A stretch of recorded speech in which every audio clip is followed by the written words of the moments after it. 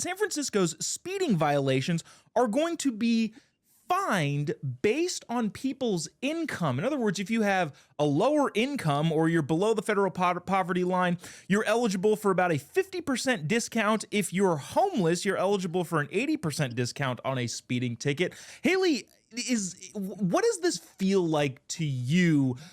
There is the case to be made that, well, some people who make more money and have to pay the full amount of fine are probably less likely to be caught speeding, but at the same time, it does seem pretty discriminatory that your ticket fine is based on how much money you make. Well, it's absolutely discriminatory. You do the crime, you do the time, or pay the fine, whatever you want to say. It doesn't matter, what kind of socioeconomic background you had or what color you are. If you speed, you should pay the crime. You should pay for the crime of speeding. It's absolutely DEI, the worst of DEI, if you will. But San Francisco is not too big on crime or law enforcement, if you will. They kind of let criminals run amok. They let homeless people poop all over the place, and there's needles everywhere, and they let people smash and grab CVS and all this stuff, and they just San Francisco's in decline, so this doesn't surprise me.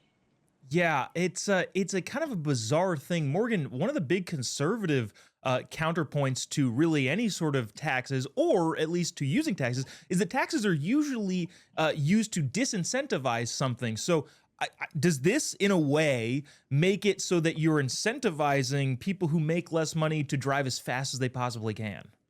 Honestly, I think it does incentivize more crime, especially for those of lower socioeconomics in San Francisco. Because here's the deal. If you get a speeding ticket for $200 and now all of a sudden you only have to pay $25 because you're an indigenous person, then they're not going to care what the law is. And unfortunately, living in America, whatever the law is applies to all U.S. citizens, regardless of what you look like or how much money you make. And I also think it's really funny because if this law wasn't in place, I was in traffic court this morning, half of that courthouse this morning would have only had to pay 50% of their crimes, whereas I would have had to pay 100% of my fine that I got today if I didn't show up to court. So I just think it's completely blasphemous behavior coming from San Francisco. Are we shocked? No, but this definitely needs to not happen. Morgonn, have you considered trying being poorer? Maybe that would help you get a less of a fine. Speaking of California, this is disappointing. There were two bills in the California legislature that went down in committee in the Assembly.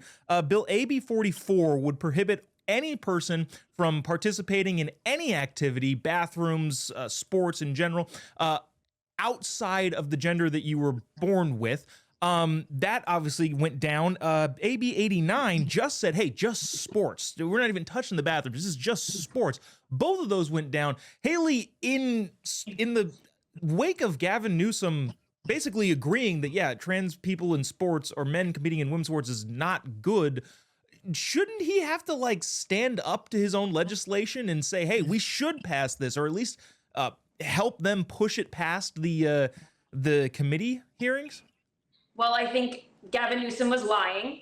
I don't think that he really believes what he said when he had Charlie Kirk on his podcast. I think California is going to California, and I think Gavin Newsom's setting himself up for 2028. And he's going to say whatever people on the right or moderates want to hear, so that they think that he's this sympathetic character, and he's just rolling out the red carpet for himself politically.